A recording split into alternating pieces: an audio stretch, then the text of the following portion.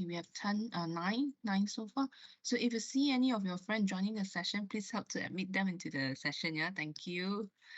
Okay, let's wait for 1 or 2 more students, then we'll start the class.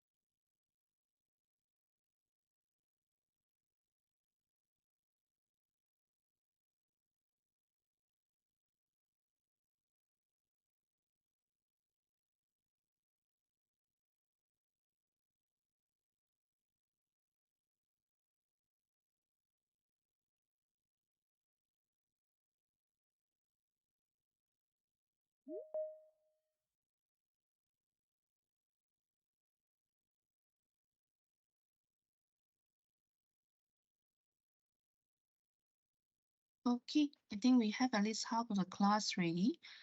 Okay, I think we shall start our class.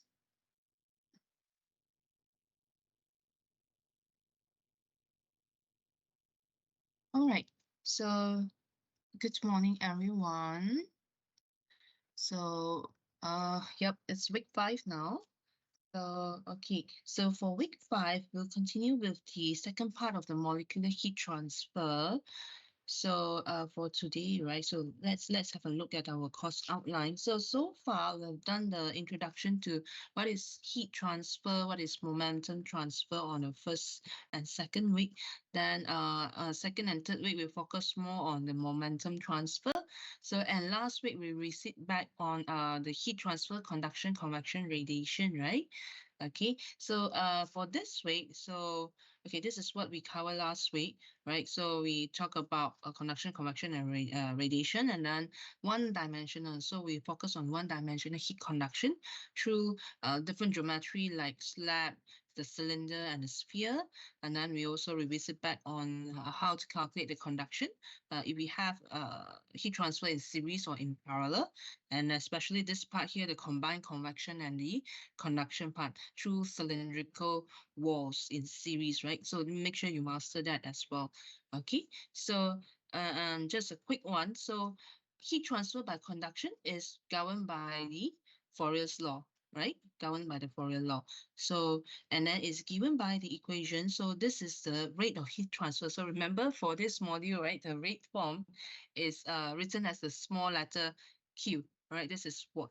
All right, so, and then this is meter square for area. So what you get here is actually the flux. So flux is equal to the rate of heat transfer divided by area. So then is the thermal conductivity. Thermal conductivity, most of the time we are assuming that it's constant. So a very important assumption that you apply is constant over the range of temperature investigated. For most of the time, this is the assumption that we'll make, even when we are going to do the formulation of the temperature profile later as well, right? And then multiply to the temperature difference. So there must always be a temperature difference in order for heat transfer to occur, and it's always from higher temperature region to lower temperature region, and then divided by the distance. Okay, so we use this notation for rate of heat transfer, the double prime for the heat flux. All right, and the thermal conductivity, it has a unit of watt per meter Kelvin. Just a quick recap back. All right, so and last week we also have try again, right? So how to derive the Fourier loss equation for the case if we have heat conduction through a slab. Okay, so today we are going to do part of it as well. We'll start from the energy balance equation. Right, so today instead of this one, we just derive from based on the Fourier law equation, right? So today we are going to look at the energy balance equation, and from how from energy balance we will apply it, and eventually we will get the temperature profile. So that's our focus today. For the first part, there are 2 parts for our lecture today. All right, so another part is about 2-dimensional heat conduction.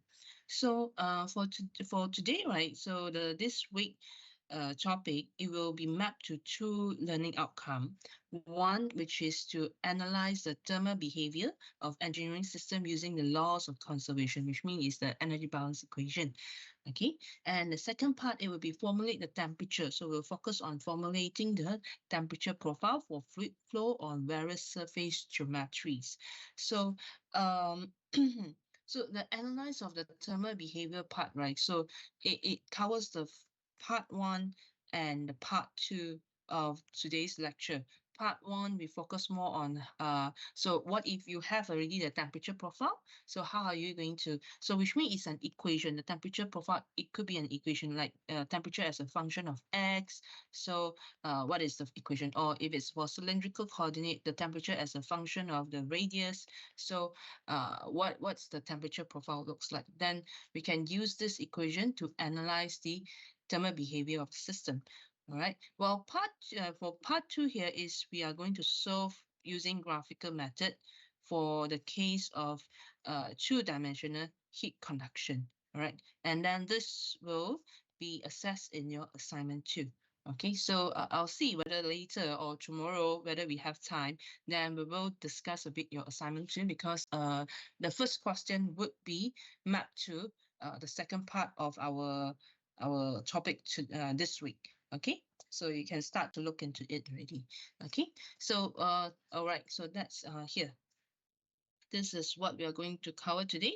Right, so first we are going to look at how to formulate a temperature profile from the energy balance equation for the case if we have steady state one-dimensional heat conduction. And then there's one thing here, right, that we have never been discussing since you are introduced to heat transfer, which is heat generation. So what if we have internal heat generation? So how do we formulate the temperature profile from the energy balance equation? So this is something new, right, to introduce you today. And also this part here is something new as well, right? So how are we going to do two-dimensional heat conduction, right? And how we are going to solve it using graphical method. There are several ways to solve it. You'll be introduced to the different ways, but we will focus only on the graphical method because another two method, it's quite beyond your level of study at the moment. Okay, for this module. All right, so now let's look at the first part. Okay, so the first part will cover about the temperature profile. How are we going to formulate the temperature profile using the energy balance equation? All right, so for a case of slab.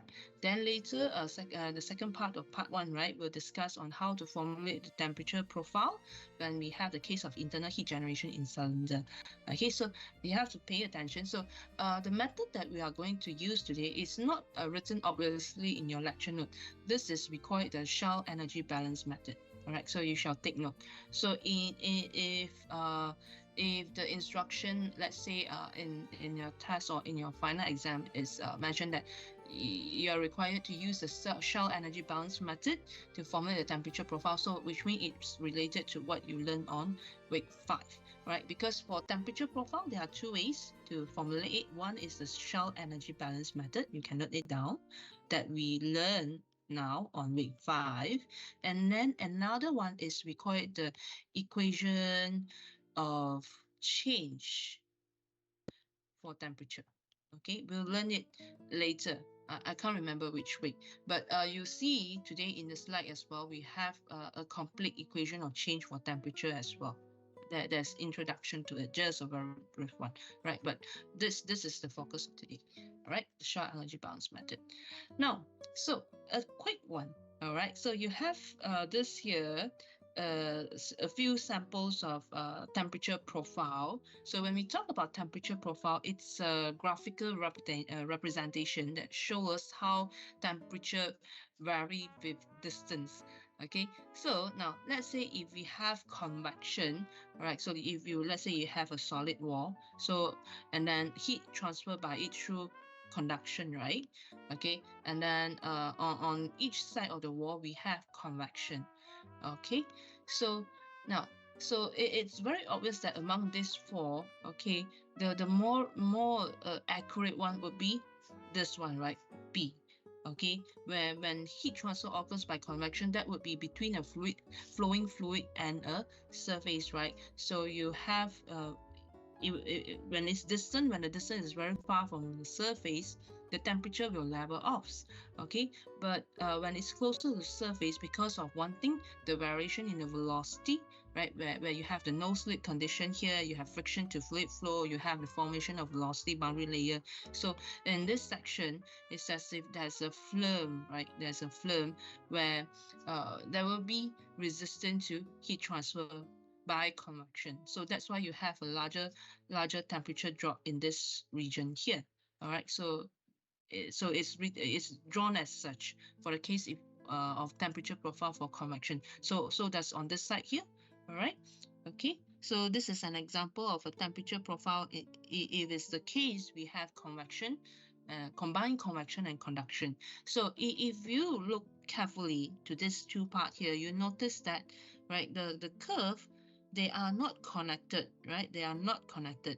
So one thing here, because they also take into consideration of the contact resistance, which is something that you'll learn back in your thermodynamic and heat transfer, right? The contact resistance. So that's why it's not, they do not intersect each other in this case here. All right, so contact resistance, it could be due to sometimes the surface, right, is not completely smooth, okay, or there are gaps, all right, or there are air fillings. Okay, so now this is an example of the temperature profile. Now I would like you to try this. Okay, see if you can identify the correct temperature profile. So let's say if there's a block of glass, all right, a block of glass. So the glass is represented by the gray block, okay, and then a block of steel represented by blue color. Okay, they are placed flush against each other on the side. So if temperature T1 is greater than temperature T2 during steady state, so which temperature profile would be the accurate representation? So can you put your guess in the chat area? Is it A, B, C, or D? Which is more accurate? Take into consideration also their conductivity, all right? The temperature profile will also be affected by the conductivity. So can you guess which is the correct answer?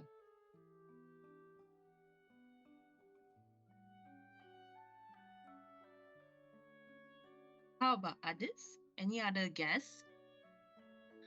Thanks, Shawish, for your guess. How about others? I'd like to hear from others as well. Okay. All right.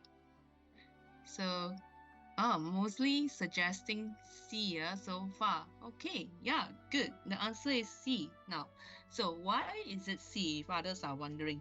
Now, we know that glass is, its thermal conductivity is lower, right? As compared to steel, it's a very good, metal are very good heat conductor, which is, yeah, makes sense, right? If let's say if you're boiling a pot of water or porridge, you try to use your metal spoon to stir it, definitely you'll be like you feel the heat in very quick, very fast, right? As compared to if you are using a wooden spoon or what, all right? So because metal is a very good heat conductor, so if it's a very good heat conductor, so wait, is it? Let me check. Is it C?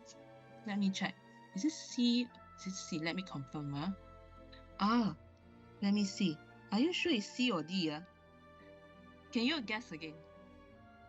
Based on the, yeah, sorry, I was confused as well. Is it really C or D? At a first look, it looks like it's C, right? But actually, the answer should be D. Right, so if steel is a very good heat conductor, which means its temperature on both surface would be almost similar, right? Or the difference or the temperature drop, it would not be very high, right? There would be something like this. The temperature drop wouldn't be as high as a poor heat conductor, right? So when it's a poor heat conductor, which means, okay, so it could not conduct heat well, right? So there will be a greater temperature drop as compared to the steel. Okay, so actually the answer, it should be D. Sorry, for those who guessed C just now that I confirmed with you. It's actually C, okay? Because your glass, right? Glass is represented by this gray color, right? Glass is a polar heat conductor. So there will be which means higher resistance to heat transfer and therefore larger temperature drop. Larger temperature drop because of you can note down because of low thermal conductivity, or you can also say that higher resistance to heat transfer, whereas thermal is a better heat conductor, so the temperature on each of the surface would the temperature drop would not be that significant, right? The answer should be D. So later, right, I will be posting the lecture video from it's a pre-recorded lecture video. I think I make a mistake in it as well. So take note that this answer that we discussed in the lecture is correct. It should be D. Okay, it should be D. Okay, all right. So, and it's a linear curve. Okay, if we want to be more accurate, actually we should also take into consideration of let's say the contact resistance. Then there will be some gap here. There will be a contact resistance. Okay, all right. So any questions so far before we move on to the next? Okay. Let's wait for a while. I think someone is typing something. You can also unmute to, if you have any question, you can also unmute to ask, yeah? Why higher conductivity resulted in lower temperature drop? Higher conductivity because then which means it's a good heat conductor. It can conduct heat better, right? So if you want to play around with the equation, it's actually the same thing, right? So let's say T1 minus T2. All right. So if we know that it's steady state, suppose this value it should be the same, right? It should be constant throughout the process. So if this is the same value, all right, and then if your thermal conductivity is higher, the same area, so then your temperature difference across that particular solid, it would then be smaller, right? It would then be smaller. So that's why this one represents the case for the steel. Okay, if we play around with the equation, right? So or by theory, then a good heat conductor it conduct heat better. So both surface it would then be almost similar or close to each other, their temperature. Okay, all right. So everyone clear, yeah? Okay, now let's start with the topic that quite many students are afraid of, but it's actually not that challenging. Okay, if you understand it well, right? So we are going to formulate the temperature profile. Okay, so last week, right? So we have start with the Fourier laws. Okay, for the case how we write the equation, right, for the heat transfer based on Fourier law for heat conduction through, let's say, a thin strip, right, a thin strip. So now, let's say now, okay, we'll start from scratch based on the energy balance equation, right? For the case of, we are discussing the case of one-dimensional heat transfer, which means we only consider heat transfer in one direction. So let's say in this case here is the x direction, okay, as shown in this figure here, okay, and then we are for the case of rate of heat is conducted across a thin strip along the slab with a thickness of delta x. So let's say this is delta x, and then we assign this boundary here, okay, as x, and this boundary as x plus delta x, okay, and then so you can see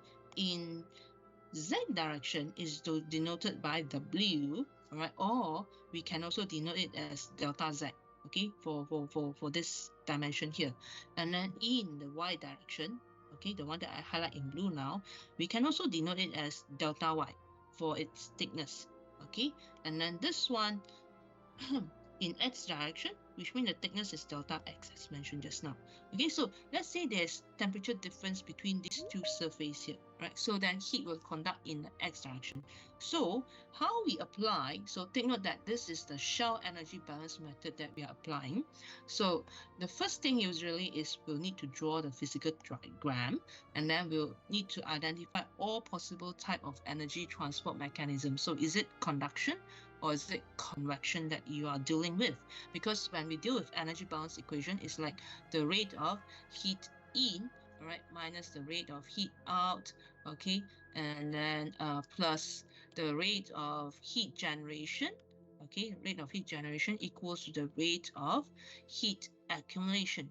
So for this thin strip here, then we'll need to consider what heat transfer in rho. So definitely we have heat transfer in, right, into this boundary, and then heat transfer out from the boundary x plus delta x. Then next thing is you consider whether there's any internal heat generation, right? So this is what it means here by identify all the possible energy transport mechanism, all right? And then we will set the coordinates, right? So which just now we had discussed, right? Is it x, y, z coordinates, all right? So that you can identify the direction of the heat transfer. It should always be, so for this case, it should always be normal to the direction of the cross-sectional area should always be the one that is normal to the direction of heat flow, right? In this case, it will be this one then, okay? Then we'll draw the shell balance in such a way that its surface are perpendicular to the transport direction, right? Which is the thin strip, this thin strip here, okay? All right, then the fifth thing, all right, so this is what I mentioned just now, the energy balance equation that we will need to start to analyze, all right? So you write out the energy balance equation, and then, so for the case, example for the case just now, let's say we are considering the steady state heat transfer, and then it's one dimensional, right? So if it's steady state, which means this term, it will be zero, right? There's no accumulation of heat. And then for the case that we discussed just now, there's no generation of heat within the solid itself. So this would be zero. Then for each of this term here, which means we have to substitute something into it, some mathematical expression, then which is back to your step number 2 just now. So if we understand that the heat transfer through is a solid slab and it occurs by conduction, so which means then you will substitute Fourier's law, right? Fourier's law into it, okay, to each of this term here. So later, next, we'll look at how to write the expression for these two terms. All right, so which is here what I mentioned just now, apply the Fourier law so that it should give you an ODE in terms of the heat flux. All right, and then so once we substitute Fourier laws, because Fourier laws look something like this, right? dt dx, which means you will be handling, all right, so solving some ordinary differential equation. So when we talk about ordinary differential equation, which means it's the rate of change of something respect to one independent variable only, right? So your temperature varies in the x direction, let's say. For okay, yeah, the temperature, let's say the temperature varies in the x direction, okay? If the temperature varies in, let's say, two-dimensional heat conduction that we will be discussing in part 2 later, then it's written something like this, right? Where you get a partial differential equation, right? So where the temperature varies in both x and y direction, okay? All right, so that's why this is an ODE, right? Because we are considering only one-dimensional heat conduction at the moment. Okay, so then to solve this, which means you need to assign boundary, like at boundary x equals to I think it's x, right?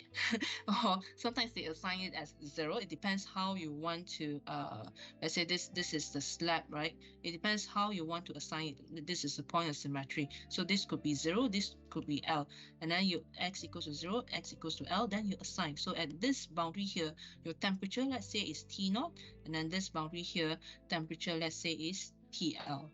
Okay, you assign the boundary so that you can solve so the last step is to solve the integration, all right, so that you can get a temperature distribution profile, which is the temperature as a function of x of something. So there would be an x term here. Okay, so if you substitute the x, then you can get how the temperature profile would looks like. Okay, something like this perhaps then. And when you substitute x and then temperature here, right, at x equals to 0, so we know that here it would be at temperature T0. Well then at this x equals to L, right, so the temperature let's say, okay, I shouldn't draw until 0 then. Okay, so let's say it will stop somewhere here at TL. Okay, so this would then if we substitute the value, then we will get a temperature profile curve. All right, okay, so now let's look at how we apply it. That one is just theoretical step, so you do not need to memorize it, because after that, you should be able to do it naturally. All right. So boundary condition, so which is what I mentioned just now, you need to specify what is the boundary and what is the temperature. Okay, and then we will. Okay, and at the boundary surface, right, which is what we see just now for the case of the slab just now, right? At the boundary, x equals to 0. Let's say x equals to x, and then here is x equals to x plus delta x. So your heat flux that is supplied, all right, so suppose at steady state, the heat flux that is supplied is equal to the heat flux that is leaving the system if it's at steady state, all right, such that also, which means at any time, your temperature T naught and temperature, let's say TL here, it remain constant over the time. Then you have a constant heat transfer and a rate of heat transfer. And if it's for the case of slab, then the heat flux would also be constant. Okay. Now, so let's try. How are we going to derive or formulate the temperature profile using the shell energy balance method for the case of, let's say, a slab? So firstly, you draw the slab, all right? We draw the slab, and then next we identify all possible mechanism. So as mentioned, all right, so this would be one-dimensional. So we know that this is one-dimensional heat conduction through slab, right? Third step, the second step, all right, and then we will assign the coordinates where you then start to specify, okay, this is the heat transfer in x direction, and then the rest this would be the y, and this would be the z direction, all right, and then next we will then draw the shell, all right, the thin strip, okay, the thin strip. So you can also draw it in 3 dimensions. So this is the thin strip that we are going to focus. Oh, that is actually the fourth step. The third step is actually, okay, you assign the boundary. So this is x plus delta x, right? And this boundary here is x, and the thickness is delta x here. And then let's say I'll assign this thickness is delta y. And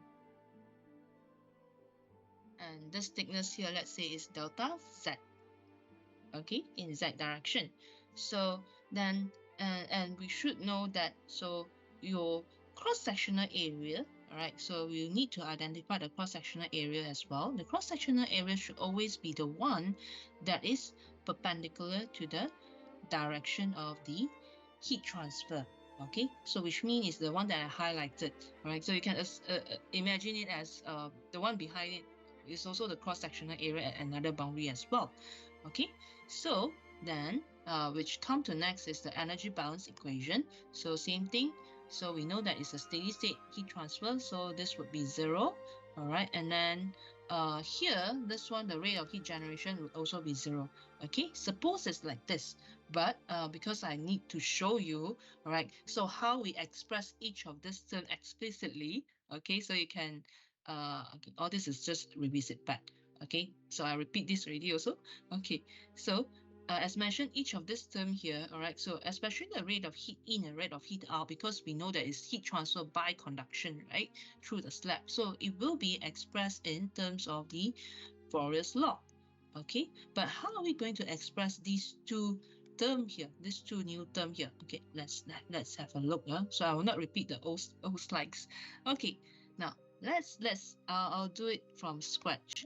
Okay, so now let's say we look at the rate of heat input, okay, which is at this boundary here, okay, the rate of heat input, which is denoted by, so because this is heat transfer in x direction, so okay, the rate of heat input, okay, so that's why we write it as qx, because it's heat transfer in the x direction.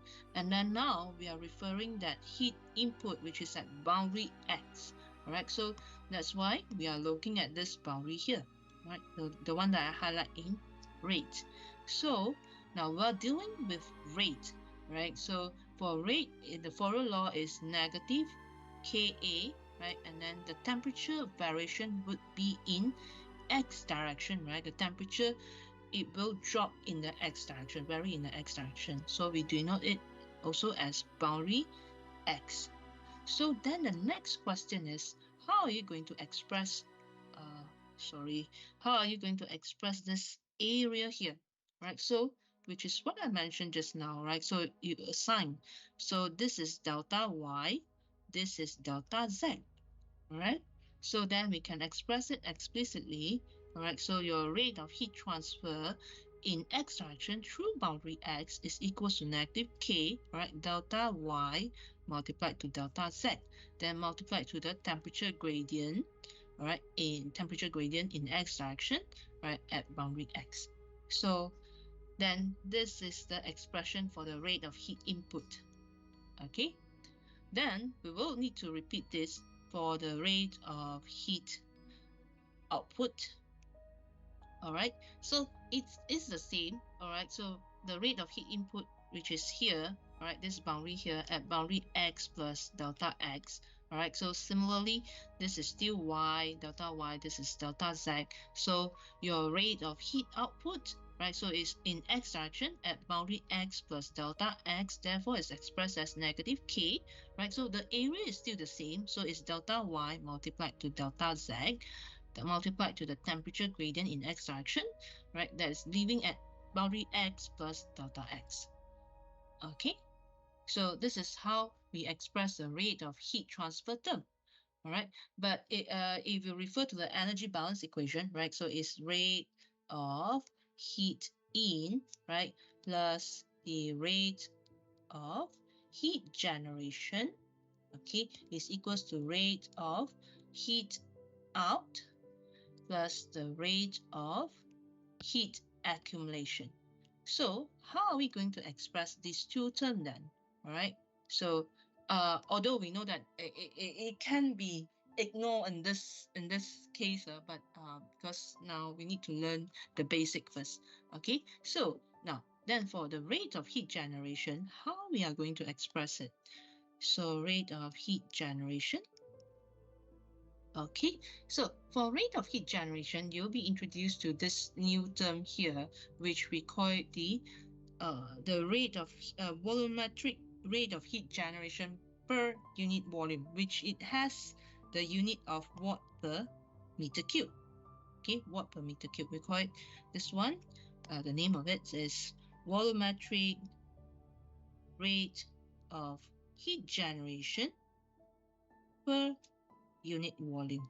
So if you are going to um, express the rate of heat generation, right, the rate form, which means then you need to get this volumetric rate of heat generation. So it's expressed as the small q with an over dot, and then you need to multiply to the volume. So for the volume, right, so we know that this slab here, let's say the thin strip here, this one is delta x, right?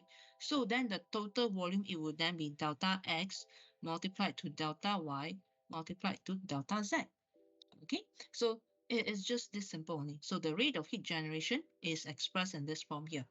Okay, the volumetric rate of heat generation multiplied to the volume. Okay, and then the last term where we have the rate of heat accumulation. Okay, the rate of heat accumulation. Okay, this is a bit challenging, right? So it's expressed as the density multiplied to the specific capacity, all right, and then multiplied to the rate of change of temperature respect to time. So I'm going to write it as a partial, right? So actually all this I should write as partial as well, all right? So all this you can correct this. We should write it as a partial derivative at the start, because let's say we haven't analyzed whether your temperature will vary with time or not. Okay, all right, so in general we'll start with the partial one. So later, if we have analyzed that, okay, there's a steady state, the rate of heat accumulation is 0, right, then your temperature only varies in the x direction, yeah, then we can reduce it to the differential equation, right? So at the moment when we start from general, it should be written as a partial derivative. Okay, now if you look at this equation here, so this is in kilogram per meter cube, right? And then here you have Kelvin divided by time, right? So it's second, and then Cp is the specific heat capacity. Usually is in kilojoule kg per let me think, kilojoule per kg Kelvin, all right? Kilojoule per kg, let's say joule. Okay, I'll just kilojoule per kg Kelvin. All right, so kg will cancel out, temperature will cancel out, All right. So joule per second, it will give you this one. It will give you watt. So you need to multiply it to something. All right. So this is joule per second. You need to multiply this term here to something so that we can change it to the rate form. So which is this one, meter cube here. So you need to multiply this term with the volume, delta X, delta Y, delta Z. So this complete term then is the rate of heat accumulation, volume multiplied to density, specific capacity, and the rate of change of temperature with respect to time. All right, so when we have all this term, okay, before I proceed, so any questions so far about each of this term here? Any questions so far? Everyone, is it okay? Are you still okay? Should be okay. Okay, good. Thanks. All right. So now with each of this term here, then you can actually substitute it into here. All right, the rate of heat put and the rate of heat generation. All right, so you can substitute each of them into it. Okay. So now, okay, back to here.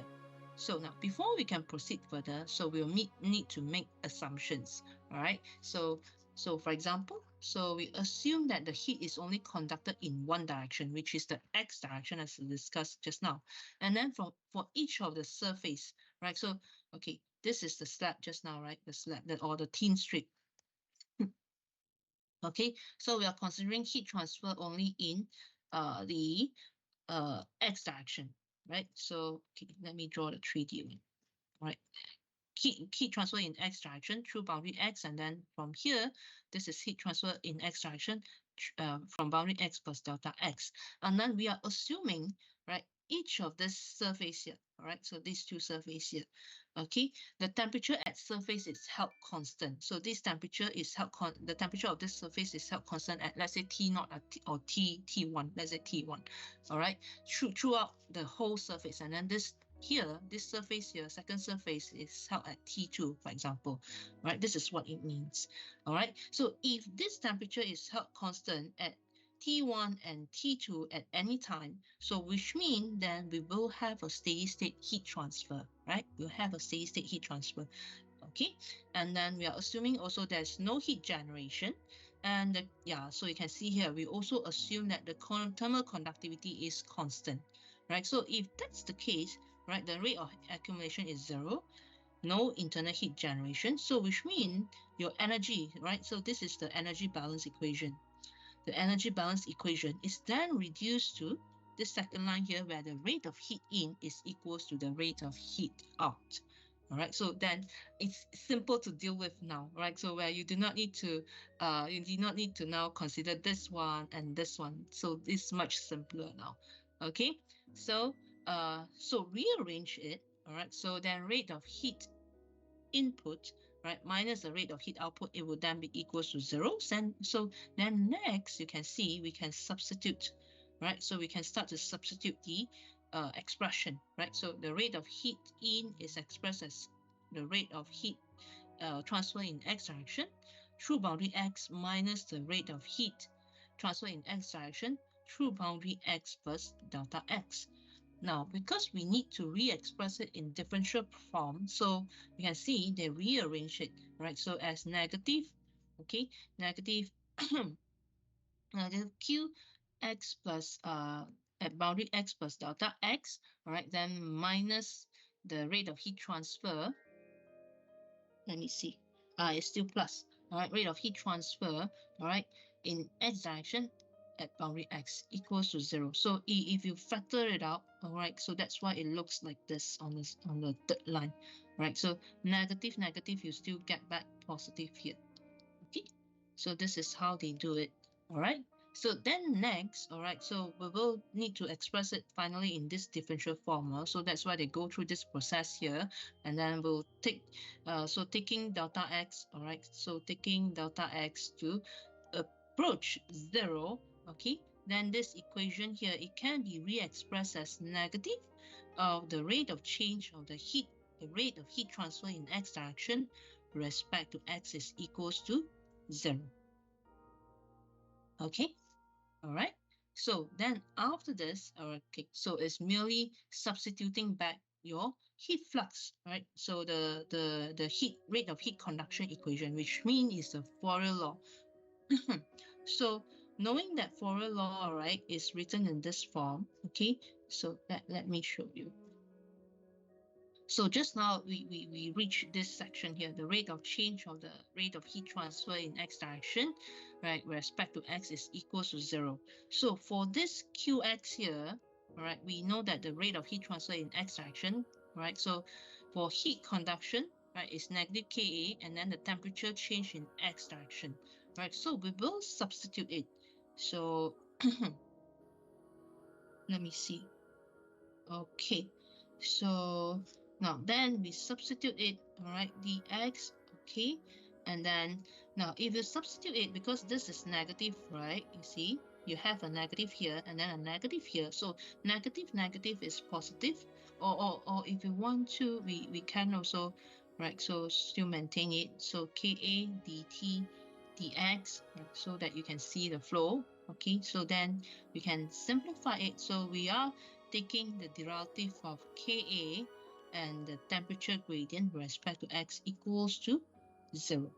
Okay, so for this, you then need to integrate twice, right? So how we integrate it? So firstly, on the left-hand side, you are integrating as if there's 1 here, respect to Ka dt dx, right? Then on the right-hand side, you are integrating with respect to x. Okay, so now let me see what's the boundary that they assign. Okay, so let's say just now for the slab just now at boundary x, okay, the temperature is T0. Okay, let me draw it to show you. Okay, so let's say this is boundary x, right, and the temperature here is T0, and then this is boundary, they use x equals to L. This is x equals to 0. Okay, yeah, I should update this. So this is x equals to 0. And then here, the temperature T is equals to TL. Okay, so we know that for conduction, you're supposed your temperature profile, it should be a linear curve like this, yeah? Okay, so we'll assign a boundary then, right? So when x is equals to 0, okay, let me write it out so that you understand better. Okay, so your boundary is when x is equals to 0, temperature, oh, hold on, I don't need to assign it yet. Dx. Ah, okay, I know where it goes. So should be here when x is equals to 0, temperature is equals to let me see. So we don't need to assign it here yet because it's the first one, the first integration, right? Yeah, we don't need to assign it yet. So when you integrate this for the first time, so you should get Ka dt dx, right? And here when you integrate a constant respect to x, right? So you get let's see, you get x, right, plus c1. Yes, you get x plus c1. Okay, right? Then next we will need to integrate for another time. Let me see, is it correct? Oh, okay, I know what's my mistake. We are integrating 0. Sorry. We are integrating 0, right? Here is 0. We are integrating 0 respect to x. That's why I'm wondering where it goes wrong. Okay, so when you're integrating 0 respect to x, what you get is c1 first. Okay, what you get, or you can just write c. I'll just write c first because next we have a constant here. So let's say if we rearrange, right, so then I'll assign it as c1. Okay, so then this represents the constant c over Ka. All right. Okay, yeah, this makes sense then. Okay, then we'll need to integrate for the second time, right? So respect to temperature on the left hand side, and then we'll integrate c1 respect to the distance. Okay, so then we'll assign the boundary. So at distance x equals to 0, the temperature is equals to T0. All right, and then at boundary x equals to L, the temperature is equals to TL. Okay, now then we will or if you don't want to do this first, we can also integrate in general first. I think integrate in general, it will be better. All right, so integrating it, you get T, right, equals to C1x plus C2. So we'll solve this boundary later. All right, this is just for your knowledge. Okay, now, so to solve this, which means that we'll need to assign the boundary condition. Right, so we have two boundary conditions as you can see here. Okay, we will assign this boundary condition then. Okay, so substituting, so let's say when x equals to 0, all right, t is equals to t is equals to t naught, all right, so substituting it, t naught equals to c1 multiplied to 0 plus c2, so c2 is equals to t naught, right? C2 would then be equals to t naught. Then next, all right, so we assign another boundary condition, which is when x equals to L, all right, t is equals to TL. Okay, so substituting, right, the general equation we have just now. So, okay, I should substitute already. So TL. So we substitute TL equals to, we are finding for C1, and X will be equals to L. And we have so just now C2 is equals to T naught. Okay, so rearranging this, which means your C1 will be equals to TL minus T naught divided by L. Okay, all right. So then lastly, you can rearrange this, okay, substitute back the C1 and C2. So your temperature profile as a function of X, so it will be equals to TL minus T naught divided by L multiplied to X plus C2, which is equals to T naught.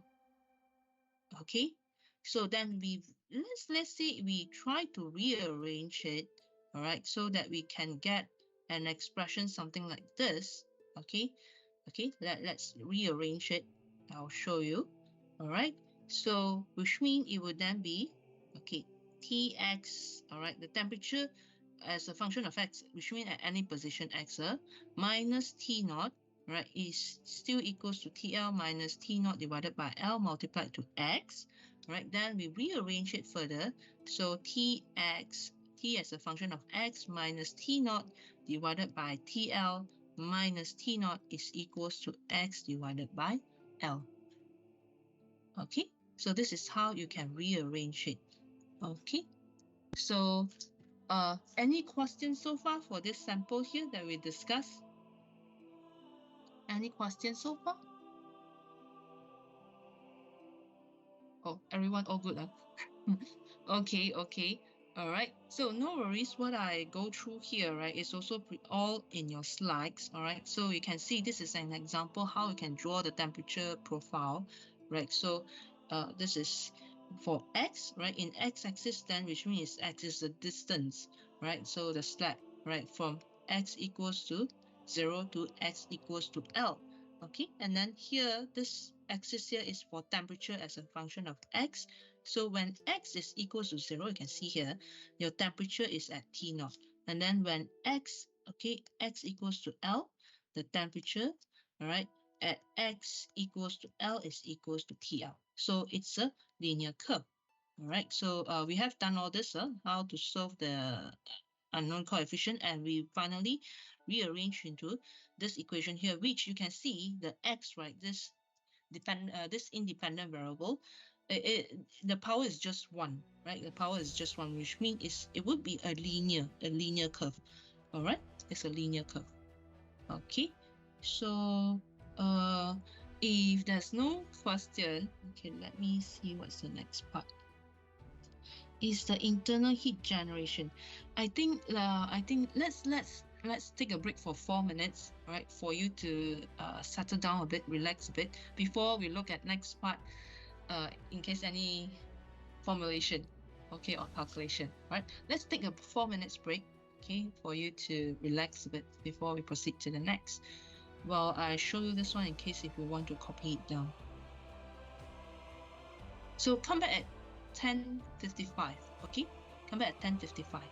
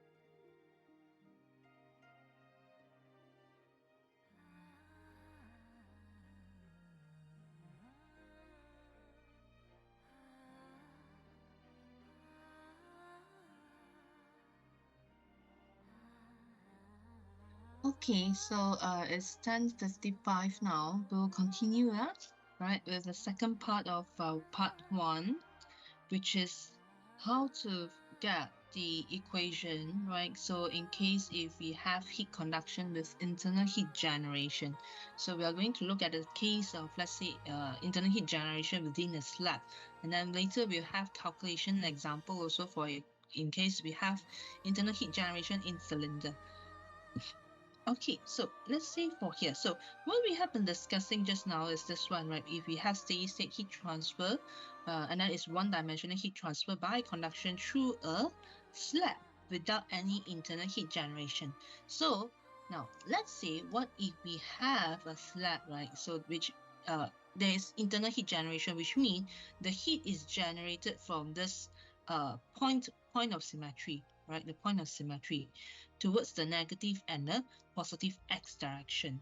Okay, so then we'll see how, right? So from energy balance equation, we can get some sort of like a reduced equation of change for temperature, right? So it will be the reduced form because we have we are analyzing only for heat conduction in the x direction.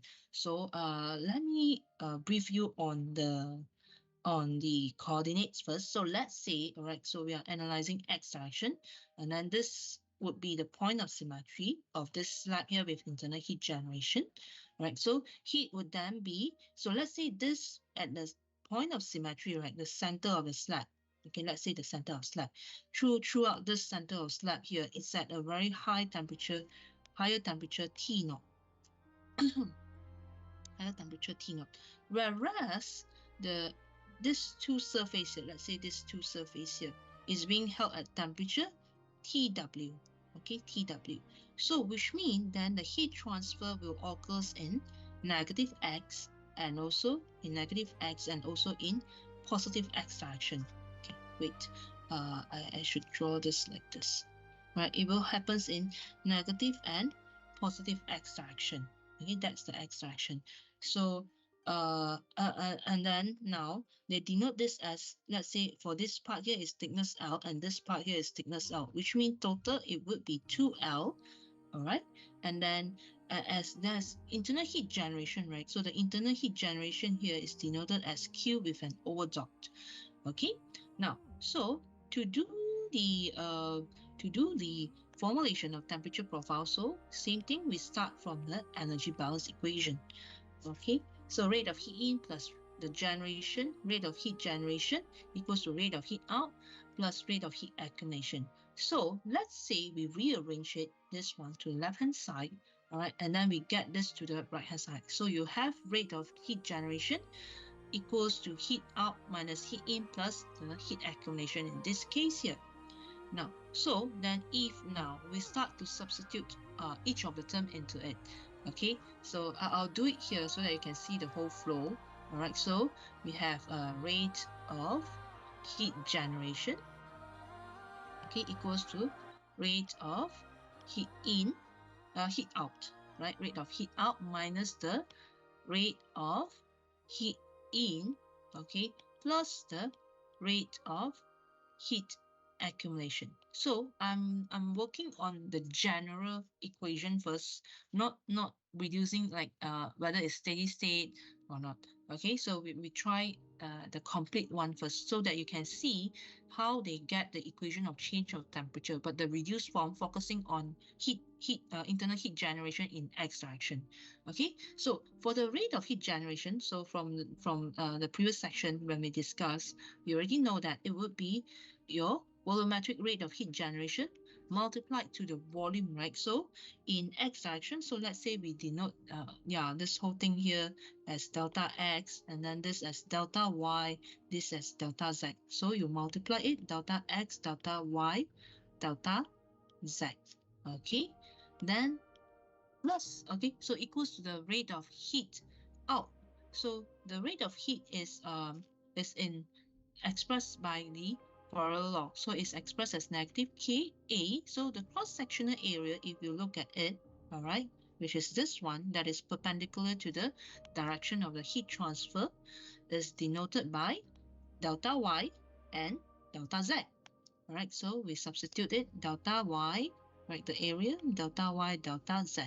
Okay, and then we multiply it to the, okay, I should write it in partial derivative form first because your temperature may change in x direction, right? In this case, is temperature variation in x direction, right? So, and then this is heat out, right, at boundary x plus delta x. Okay, so then we minus another term, which is rate of heat in. So it's negative k. So it's also delta y, delta z, all right, partial derivative of temperature respect to x. Okay, that is entering the boundary. Okay, hold on. Okay, I shouldn't close it first. Okay, which is entering the boundary x. Okay, then we close it. Okay, and the last term for the rate of accumulation is uh, the volume, right? Then delta x, delta y, delta z multiplied to density, specific capacity, and the rate of change of temperature with respect to time. Okay, so now this is the complete general equation, right? So for the energy balance equation, when we express it explicitly. So next, then we'll need to start to solve this. All right, so we know that the temperature vary in x direction, all right, and then each of this you can see you have delta xyz here, delta xyz here, and then delta y, delta z here. So the next step is we are going to divide the equation, all right, on both sides by the volume, delta x, delta y, delta z, right? So if we solve it, then you will get Q, the volumetric rate of heat generation, equals to negative, let's see, I will factor out the negative, okay? Let me write it here. I will factor out the negative, then here we can focus as the thermal conductivity multiplied to the temperature gradient at boundary x plus delta x minus, right, the thermal conductivity multiplied to temperature gradient at boundary x. Okay, then divide by. So if you divide these two terms here, right, this rate of heat input and the rate of heat output by delta y, delta z, what you get is here delta x, right? We left with delta x. And as for the rate of heat accumulation, so then it's reduced to raw Cp multiplied to the rate of change of temperature with respect to time. Okay, all right.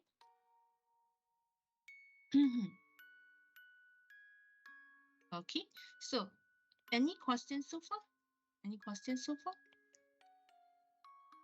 Okay, so we can further rearrange this equation. Let's say I just move this whole chunk of thing to the left hand side, the heat transfer by conduction expression. I move it to the left hand side. Okay, it's just moving to the left hand side.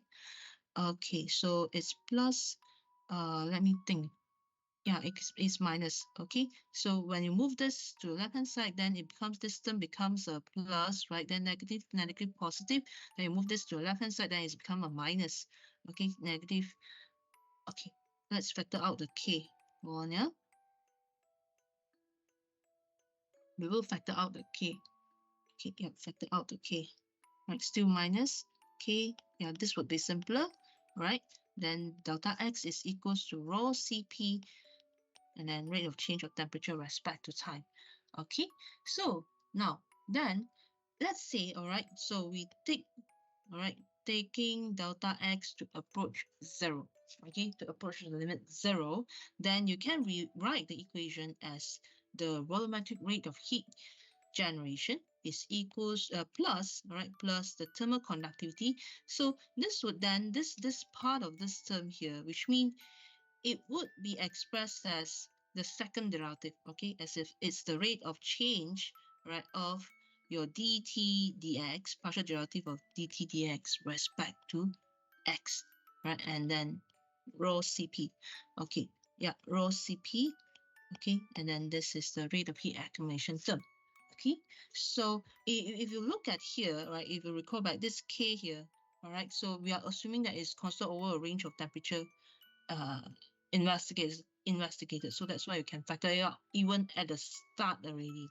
Okay, so now then simplifying this, then it will be the volumetric rate of heat generation plus thermal conductivity multiplied to the second partial derivative of temperature with respect to x, it would be equals to, all right, it will be equals to rho Cp multiplied to the rate of change of temperature with respect to time.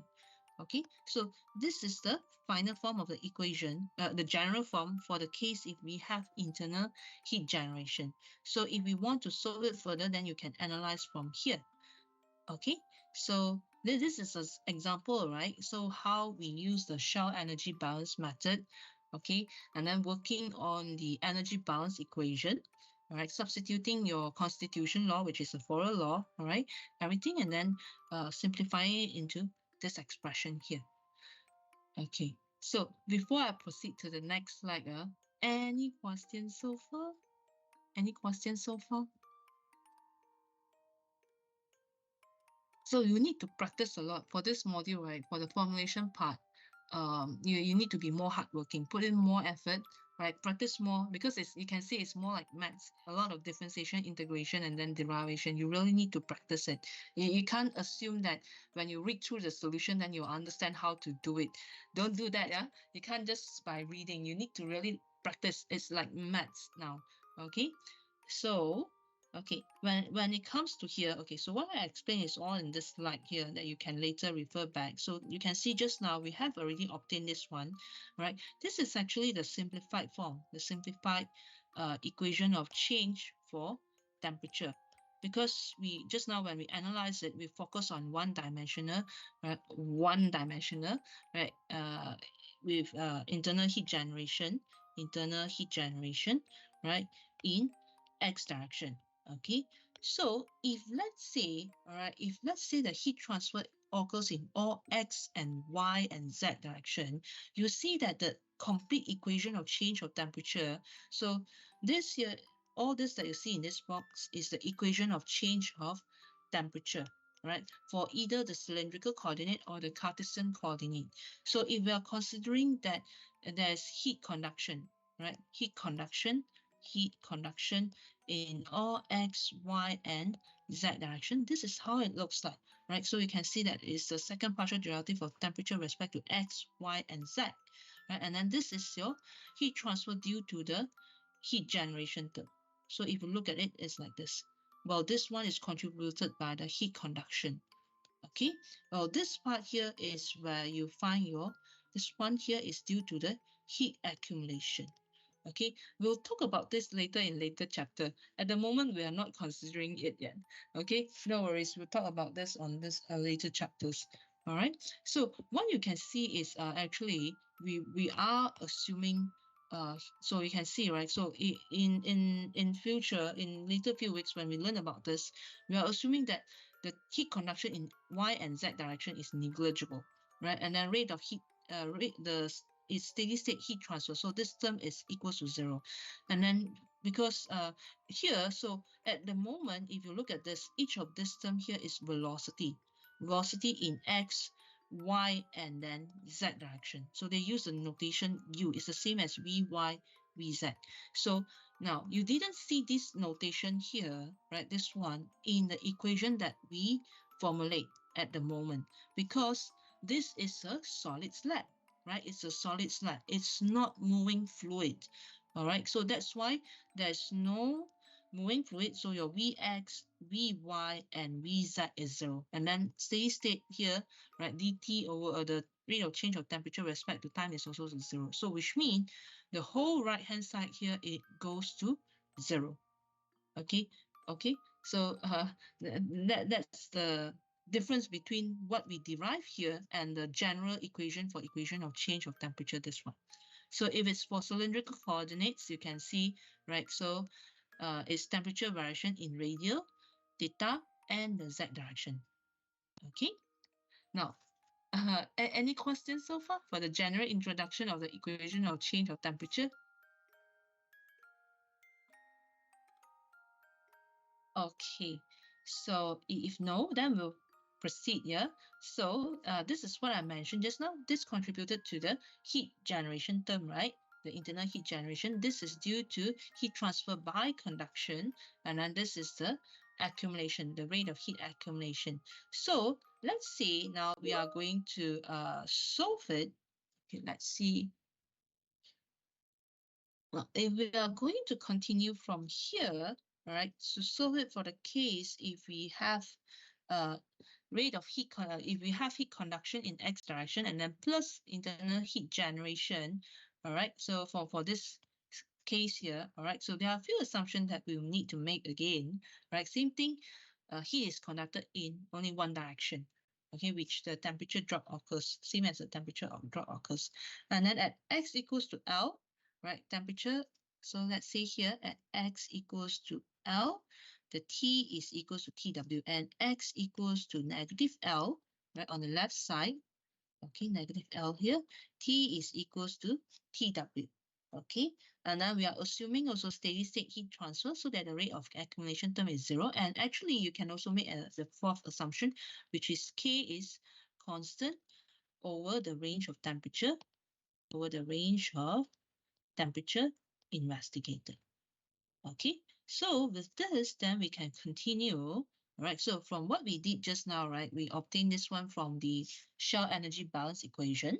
All right, so if there's no change of temperature with respect to time, so which means at any time, right, when x is equals to 0, t is equals to t naught, and x equals to negative L and positive L, all right, your wall temperature is maintained at TW. So in this case, then the rate of heat transfer, it should be constant, right? So that's why there will be no change of temperature with respect to time, right? Then we'll need to integrate twice, right? So you can rearrange the equation, okay? So I'll do it here to let you see, okay? So you have thermal conductivity multiplied to second partial derivative of temperature with respect to x direction equals to negative Q, right? You rearrange it further, right? So the second partial derivative of temperature with respect to x, then it will be negative Q over K, right? So we integrate it twice. So on the first, so here actually, okay, so since we know that temperature varies only with respect to x, right? No longer vary with time. So this part here, when you start to rewrite it, you can write it as the non-italic form. So which means this one is an ODE already now, ordinary differential equation. Okay, so integrating for the first time, the rate of change of temperature in x direction would then be equals to negative Q over K x plus C1. Okay, then we'll integrate for the second time, right? Then you get negative Q over K, the volumetric rate of heat generation divided by thermal conductivity, multiplied to x squared over 2 plus C1x plus C2, right? So this is the general equation then, right? So which means then you need, so if you have two unknown coefficients, which means you need at least two boundary conditions. Okay, you need at least two boundary conditions here to solve for this. Because of the time constraint, so I'll need your help. You try it out yourself, right? Basically, it's this one here, okay? You substitute x equals to negative L, t is equals to TW1, or, okay, for the second one, x equals to L, t is equals to TW2. Now, but actually, right, so you know that, so let's say TW1 is equals to TW2, so you can just substitute as TW, right? So you can take some time if you have time, okay? All right, practice this, please, okay? So you substitute this, the first boundary condition 1 here, right? And then you can try with boundary condition 2, all right? Substituting x equals to L, t equals to TW as well.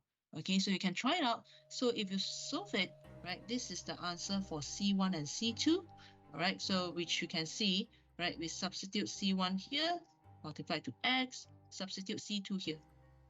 Right, this is if they are using TW1 and TW2, right? But if we know TW1 is equals to TW2 is equals to the same wall temperature, okay, which means you can expect this two term here, it will then minus each other. This whole term is 0, right? And then this term here, it will be equals to 2TW, and then this will cancel out. So then that's why this equation, you can see that it's then reduced back to this form here. The temperature profile, right, for let's say for a slab with internal heat generation, is negative, equals to negative Q over K, X square over 2 plus Q over K, L square over 2. L is then the half of the thickness of the slab, okay, plus the wall temperature. Okay, so you need to take some time, all right, to practice this. Okay, give it a try. Okay. Yeah. Okay, no worries. I had the pre-recorded video. I'll also upload it right after the class in case if you want to rewatch it again. Okay, but at the moment, any questions so far? Any questions so far? All good. I would say, right, the most tricky, not to say tricky part, the part where the students will always do the careless mistake is actually this one here. You'll be surprised. It's actually this one here when they solve the integration twice. That's the careless mistake part, where the careless mistake is actually this one here. They've forgotten to introduce the unknown constant. Okay, so then which means then if you didn't introduce this term here, then which means you lost out this term, then it will affect the whole equation, right? So every time when you integrate it, remember you have to introduce the unknown coefficient, okay, and the unknown constant. Okay, now so let's see. Okay. Now, so what if we want to get an expression for the temperature profile at the center of slab? All right, so if that's the case, right, so if you recall back, this is the equation that we solve, right? Then let's say at the center of slab is position x equals to 0 and its temperature is at temperature T0, right? Then substituting it, okay, when T is equals to T0, okay, equals to negative Q over K, right? So and x is equals to 0 over 2, right? Plus Q over K, L square over 2 plus TW.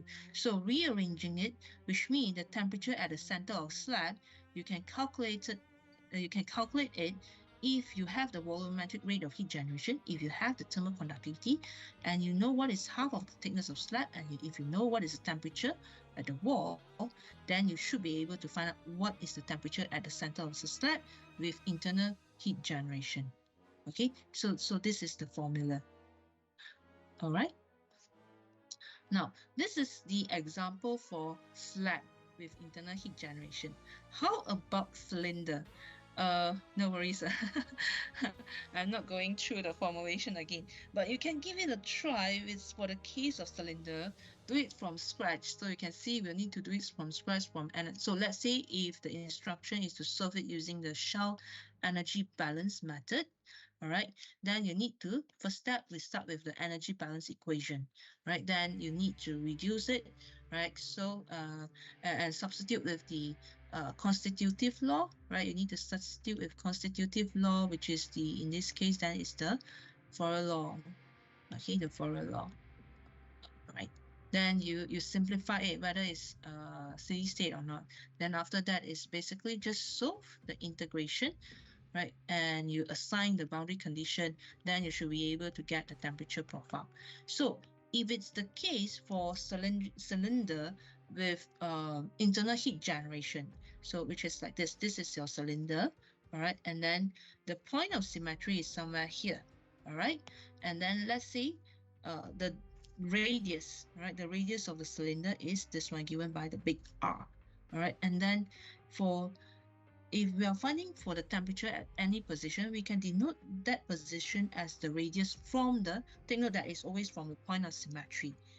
Okay, and then let's say this cylinder here, it has a height of L.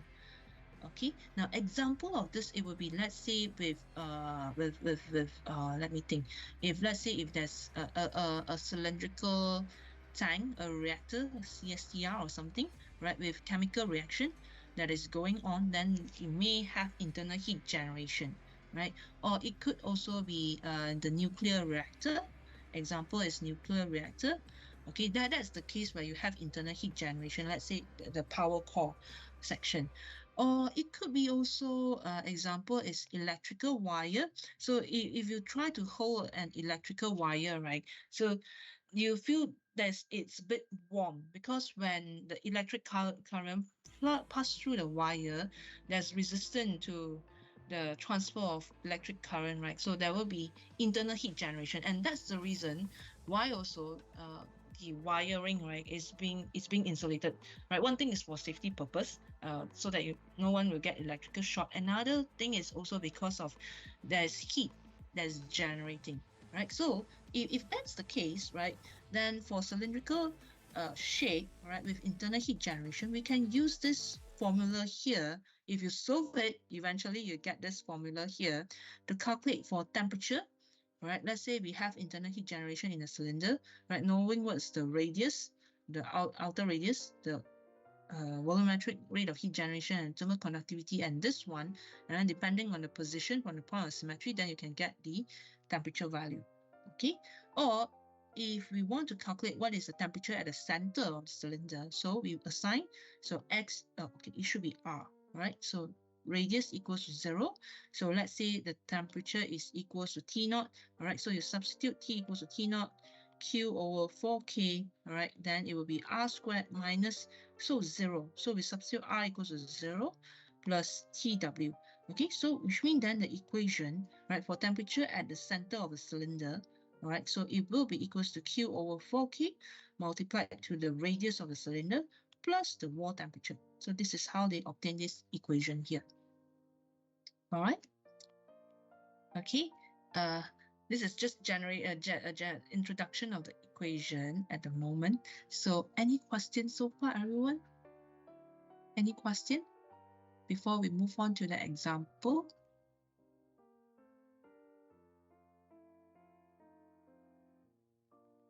Let's see. Okay. Thanks for confirmation. All right. So if no question, okay, let's try this example here. Okay. So all right. So okay. So an electric current of 200 ampere is passing through a stainless steel wire having a radius of 0.01268. So you can look at it as if this one, all right? So you have an electrical wire. So let's say this is the point of symmetry, right? You are given the radius is equal to 0.001268 meter. And then the length of the wire given in the question is 0.91 meter long. And it has a resistance, okay, a resistance of 0.126 ohm. So the outer surface temperature, so let's say TW, okay, the TW is being held at 422.1 Kelvin, and it's mentioned here the thermal conductivity of this material is 22.5 watt per meter Kelvin. So you need to find out the center temperature. What is the temperature here? T equals to T naught when R is equals to 0. So from the previous slide, we know this is the formula which we can use to calculate the temperature at the center of the cylinder with internal heat generation. So radius is given, right, is 0.001268. Wall temperature is also given. Thermal conductivity is given. This is the one that we are looking for. But, okay, there should be an overdot here. But what we need to find out is the volumetric rate of heat generation. Okay, the volumetric rate of heat generation, the Q over dot. Now, then to solve it, then this one is watt per meter cube, right? So the volume, right? So this would be the volume. So for volume, we should be able to find out. Okay, now, so but what would be the rate of heat transfer then? All right. So what would be the rate of heat transfer? Okay, the volume in this case it will be pi r square, right? Multiplied to L, the circumference multiplied to the height. Then we should get the volume of the cylinder. Okay, so for let's say a geometry which is of cylinder. Now the problem is we'll need to find out what is the rate of heat transfer. So the rate of heat transfer out, right, from the wire. So let's say this is the rate of heat transfer out the wire, okay, in radial direction. It would then definitely be equal to the electrical power, right?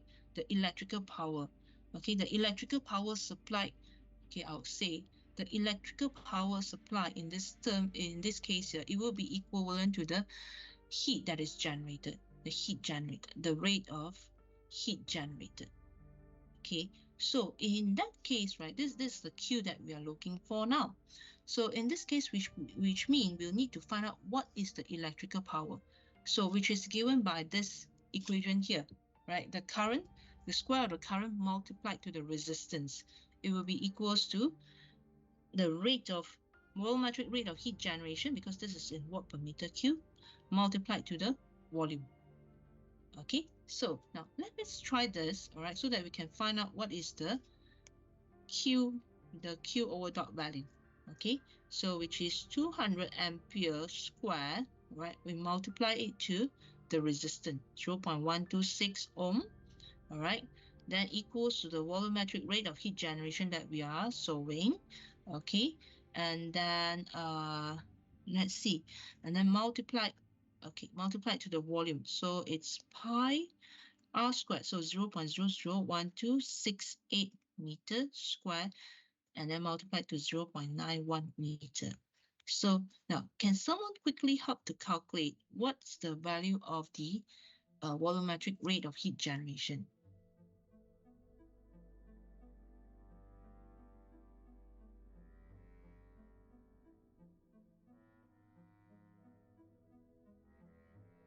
So if you have found the answer, please help to share your answer in the chat area.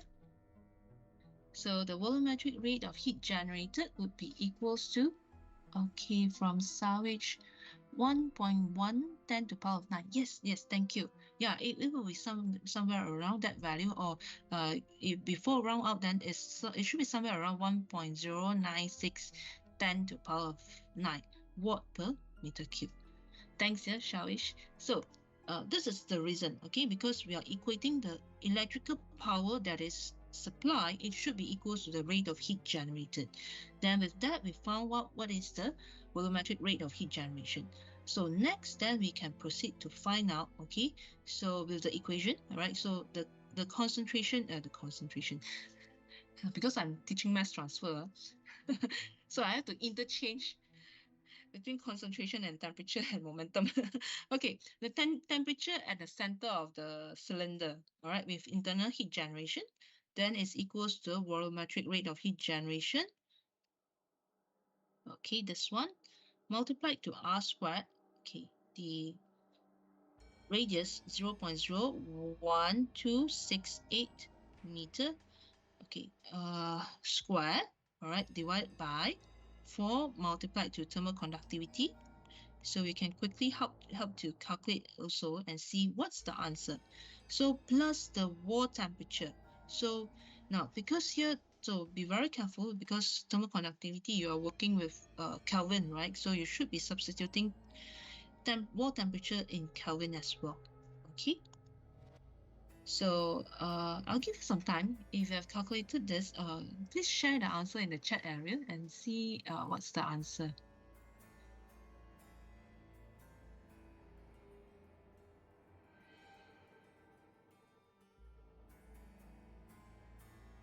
Okay, still from Shawish.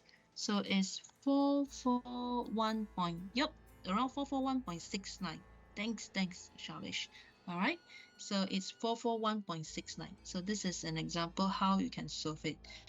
So any questions so far for this example?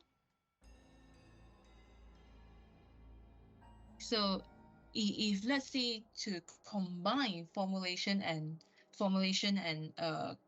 so let's say to combine your LO2 and LO1. So this is an example of, let's say, question on LO1. So LO2, it may be the case where you need to work something from, let's say, the equation of change of temperature for cylindrical coordinate. So for example, this one here, right, all the way to when you get the equation just now. Right, so for that case, right, so I just briefly discuss with you the example just now where we have internal heat generation. So this term will be considered, right? And then we are considering only the heat generated, and then it's conducted in radial direction. And then we are considering the conduction in theta and z direction to be negligible, right? And then steady state heat transfer, and it's a solid cylinder, right? It's an electrical wire. There is no fluid flow. So then each of this term here, it would be 0. So that's why you can see just now what we get is will be, if you want to try the derivation yourself later, right? So this is the one where we will start for cylindrical coordinates. All right. So no worries. I think in the tutorial, we are going to practice on this as well.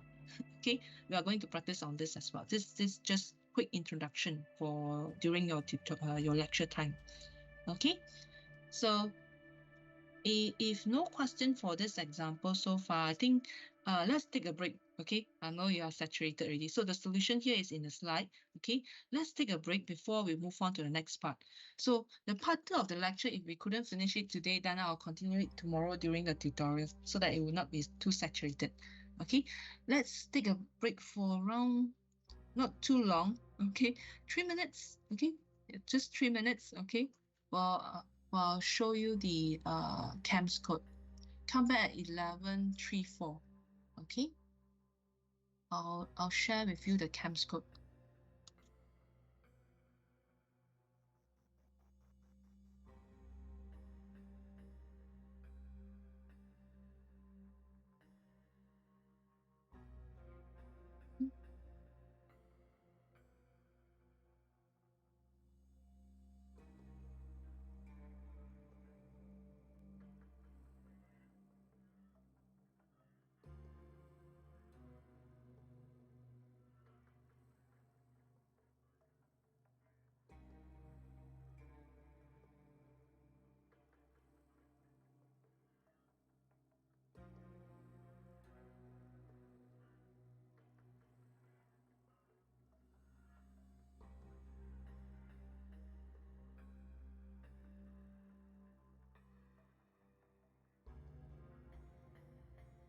Okay.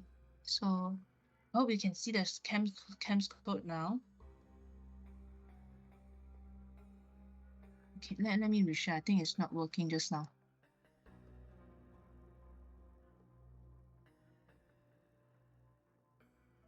Okay, yeah.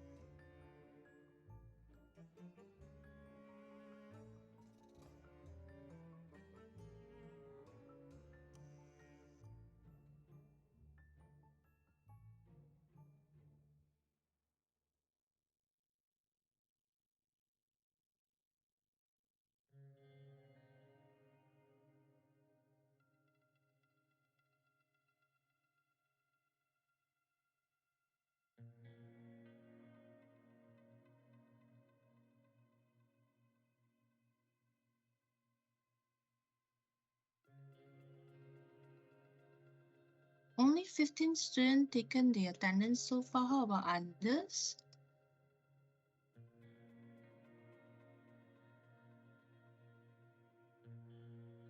So I'll need to change the screen so to continue with the lecture. So I'll post the CAMS code in the chat area, yeah?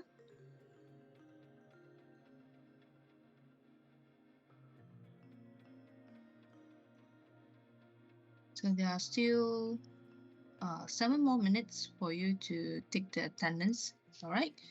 So, okay, it's 11:35 now. Okay, let's continue with the lecture, yeah?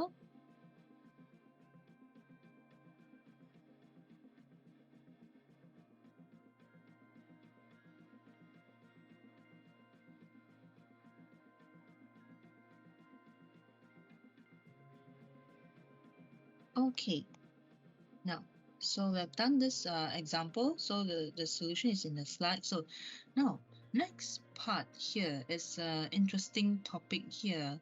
So last time during heat transfer, I'm not sure if I said such question. One thing to think about, right? Sometimes it's okay. Let's say if it's a steam pipe or even the electrical wire just now, right? So we will have some insulation layer. So for the case of steam pipe, then is to prevent the heat loss.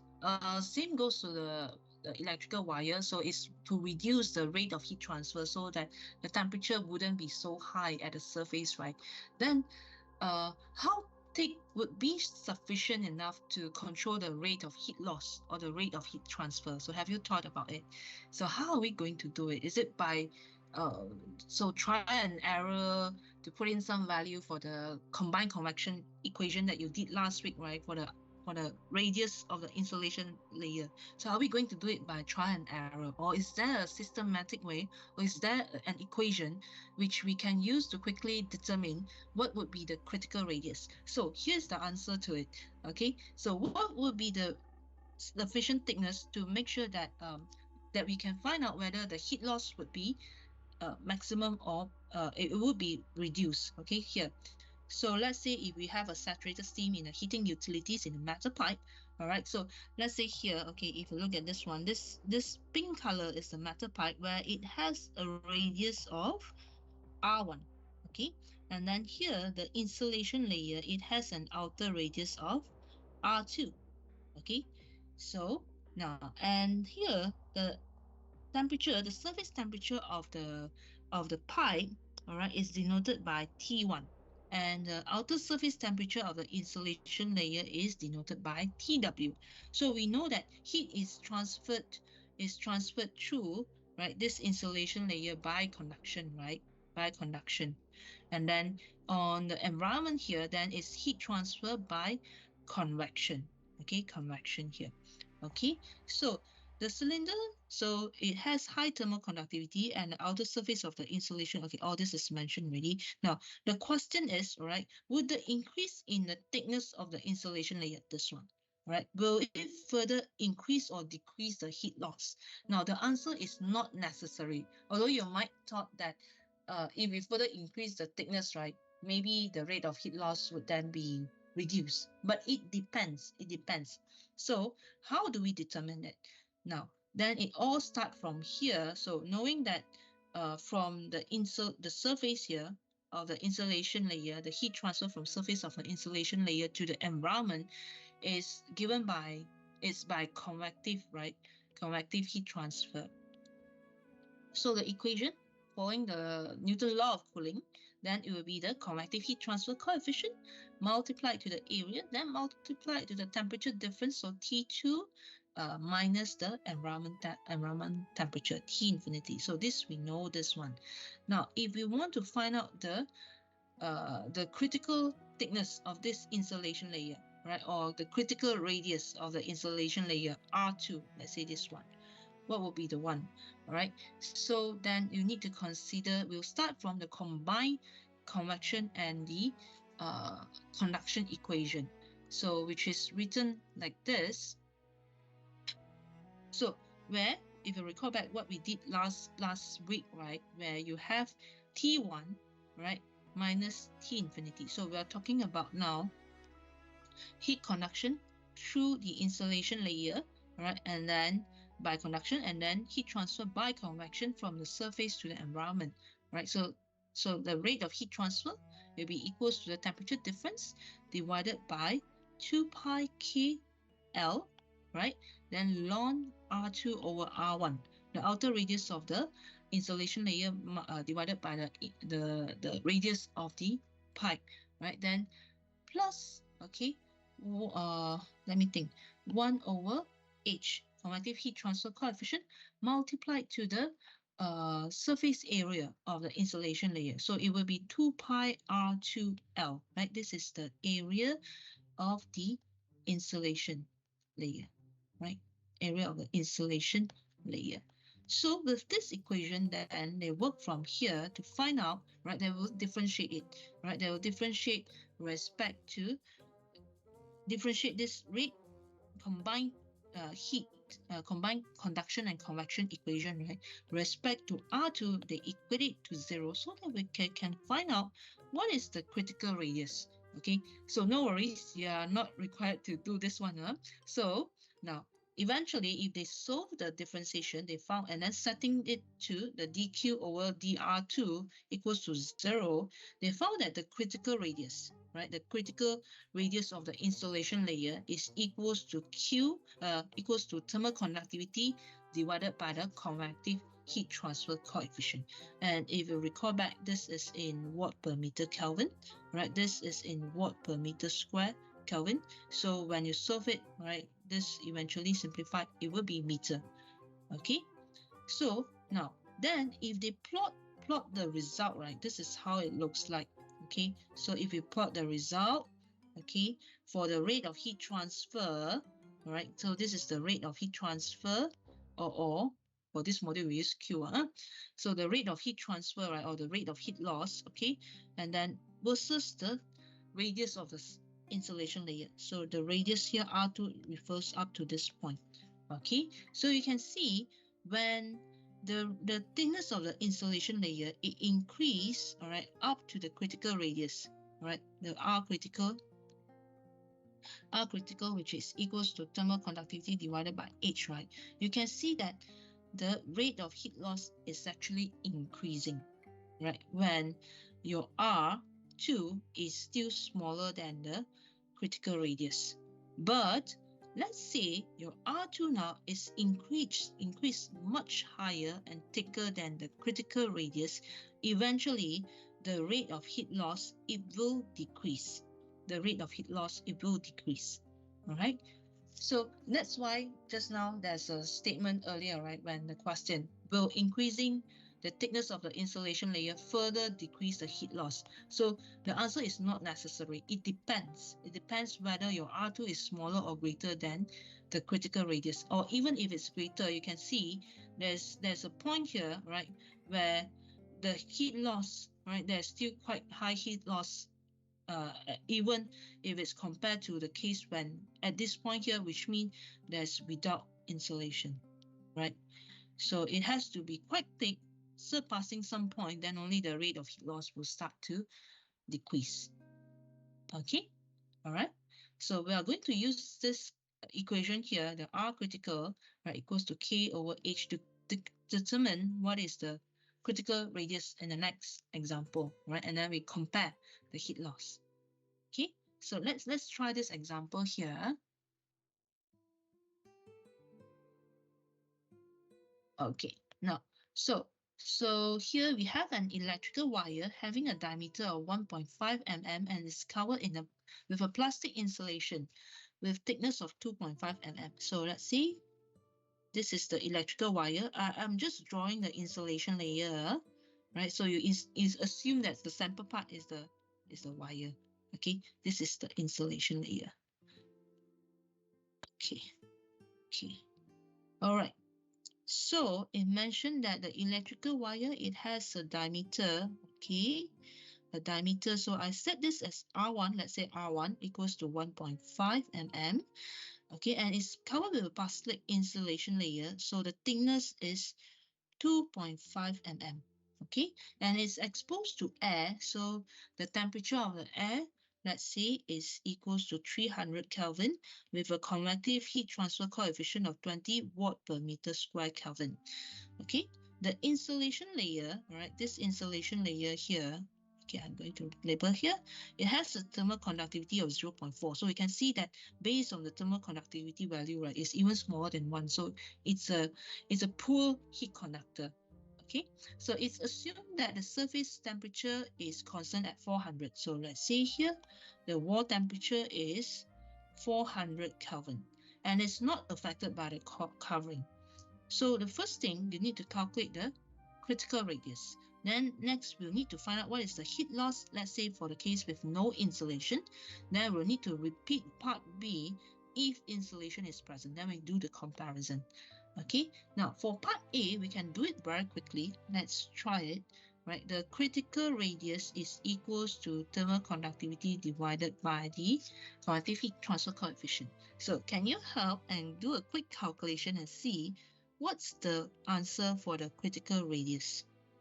0.4 divided by 20 watt per meter square Kelvin. Right, can you help to do a quick calculation and see what's the answer?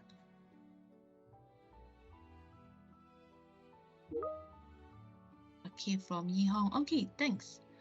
0.02. Yes, correct. 0.02 meter. Or I'll put it in mm so that later it's easier for us to do some comparison. But yeah, when you present, you have to present in SI unit. Thanks, Yi Hong. Yep, 0.02. Okay, so that's the critical radius. Okay, now then for part B, calculate the heat loss from the wire with no insulation. Now, if we are doing this one, which means we are considering heat transfer by what mode? Is it conduction or convection? You can put your opinion in the chat area. So because we need to calculate some heat loss, right? So we'll need to identify the equation that we need to use. So for heat loss from the without insulation, so which means you're dealing with convection or conduction? Yeah, convection, right? So you're assuming that this layer is okay. You're assuming that this layer is not present, the insulation is not present. The heat transfer occurs from, or the heat loss occurs from the wire directly to the environment. So which means you are dealing with convection. So it's HA multiplied to the temperature difference, right? So it's the convective heat transfer coefficient. Then for the area, then it would be, let me see. Let's see. So we are given radius. So if we are given radius, then it will be more convenient that we use 2 pi r1 square L, right? Did I calculate correctly? And 2 pi, wait. Yeah, wrong. I'm wrong. Okay, it should be 2 pi RL. Yeah, 2 pi RL because we are considering, okay, it's 2 pi RL. So you have to be careful, okay? Which is the cross-sectional area that is perpendicular to the direction of the heat flow. So which is actually this one, the cylindrical body. So that's why it's 2 pi RL. Okay, 2 pi RL, be careful. Okay, then multiply to the temperature difference. Temperature difference, it would then be, okay. So let's say here we are going to assume that this, okay, they say, okay, let me see. Okay, I labeled this wrongly just now. Okay, it should be here. The wall temperature, right? The wall temperature of the wire is 400 Kelvin. All right, so that's why it's TW minus T infinity. Okay, so now we can substitute it. So at the same time, we can help to do the calculation also. So watt per 20 watt per meter square Kelvin, 2 pi multiplied to the inner radius is 1.5, 10 to the power of negative 3 meter. And the length of the wire, is it mentioned?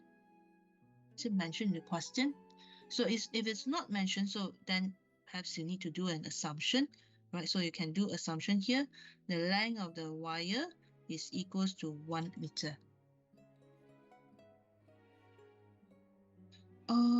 Oh yeah, it's diameter. Okay, let me see. Oh yeah, it's diameter. Thank you. Okay, then I should divide by 2. I thought the one given is radius. Okay, then I need to label this correctly. So this is D1. Okay, D1. Okay, thanks, Shalish. So you just get the diameter divided by 2. Okay, this is diameter. So or, which means here you can do a quick calculation using pi D1L. It's the same, right? So then here I'll substitute, assuming that the length of the wire is 1 meter. Okay, then next, wall temperature. So 400 minus the environmental temperature, right, is 300 Kelvin. Okay, So you can do a quick calculation and see what is the rate of heat loss.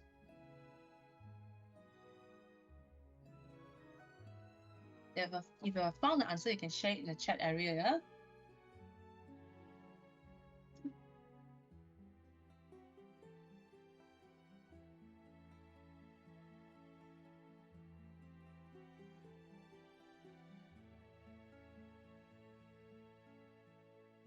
Okay, thanks. Okay, yeah, correct. Thanks, Shawish. So it should be 9.42 watt. Okay, 9.42 watt. So this is if heat loss, right? Heat loss, the rate of heat loss. Okay, I'll put rate of heat loss without insulation. Now, let's say if we are going to calculate the case with insulation. Okay, let's see what would be the value. All right, so if this thickness here is 2.5, the thickness of the insulation is 2.5, so then which means the radius of the insulation layer, okay, so half of the diameter, it would then be 0.75, right, 10 to the power of negative 3 meter. Okay, so I'll write this here. This is your R1, all right, plus 2.5 mm, right, 2.5 mm. So we are finding what is the radius of the insulation layer. Excuse me. Okay, okay. So then this radius here, your answer, it would then be equals to 3 point, let me think, 2.5 to 0.7, 3.25, 10 to the power of negative 3 meter, right? This would be your radius for the insulation layer. Okay, if you are doing diameter, please be very careful. If you are using diameter, right, if you are using diameter, then it will be 1.5, 10 to the power of negative 3 meter plus 2 multiplied to 2.5, 10 to the power of negative 3 meter. You have to be very careful if you are using diameter, because you have to consider, right, it will be on this side here, right, you have 2.5 and 2.5 here as well. Let me highlight it for you. 2.5 here and 2.5 here. Okay, so that's why you need to multiply 2. Okay, now, so with insulation, right, so which means your rate of heat loss now, it will be a case of combined conduction and convection, right? Okay, so I'm going to do it here. So you can see from what I did just now here, okay, the 2 pi L is a constant. Okay, I'm going to move it out here. I'm going to factor it out to the top so that I can focus on the calculation. Okay, so then the equation, I'm going to rewrite it as 2 pi L, then the wall temperature minus the environmental temperature. Then here it will be just, okay, 2 pi KL, then 1 over K, right, ln R of the insulation divided by R1, or this one, internal one, plus 1 over, I think it's 1 over H, yeah, multiplied to R insulation. Okay, all right. So now, if we substitute this, okay, let's do a quick one. So 2 pi L 1 meter, all right, then we get 400 minus, okay, let me enlarge it, minus 300 Kelvin, okay, then 1 over K, so thermal conductivity of the electrical wire, thermal conductivity of the insulation layer, 0.4 watt per meter Kelvin, ln, okay, the radius of the insulation layer, 3.25, 10 to the power of negative 3, divided by 0.75, 10 to the power of negative 3, okay, plus 1 over, okay, the convective heat transfer coefficient is 20 watt per meter square Kelvin, multiplied to the radius of the insulation layer, 3.25, 10 to the power of negative 3. Okay, because we have time limitation, so I'll give you the answer. Now, so if you do this calculation carefully, you can take some time to go through the example later again, right? You get 32.98 watt, 32.98 watt, if the radius of the insulation layer is 3.25, right? Your Q is 32.98. But if you compare it to the case, right, without insulation, right, without insulation, is lower right? The rate of heat loss is lower, just 9.42, but with insulation, right, which is just thickness of 2.5 mm, it actually your heat loss actually increases. Because if you compare, right, your R here, your R insulation equals to 3.25 10 to the power of negative 3 meter, right? So which means it's 0.00325. It's actually much smaller than the critical radius, which is, you calculate here, is 20 mm. All right, so that's why the rate of heat loss here, it increases, right, with the insulation. Okay, unless if the radius of the insulation layer is higher than this and is much higher than the rate of heat loss, it will only then be reduced below 9.42. Okay, all right, so this is an example to show you about the critical radius for insulation. Okay, so any questions so far, everyone? So any question? Okay, all good. So the next part 2, is about the graphical method. So I think it's 11:56 now. So we have to stop so that you can move to another venue or another session. So I'll stop here. Uh, I'll still upload the pre-recorded lecture. The pre-recorded lecture is a full one. So then we'll continue with the graphical method tomorrow. Okay. All right. So has everyone taken your attendance? So maybe I'll just post it again just in case, right? So I think most of you have taken your attendance. So if you have taken your attendance, then you can leave already, right? So thank you very much for bearing with me today again for AHM. A lot of calculation, formulation. Okay, so see you tomorrow, okay, at 4 to 6. Thank you.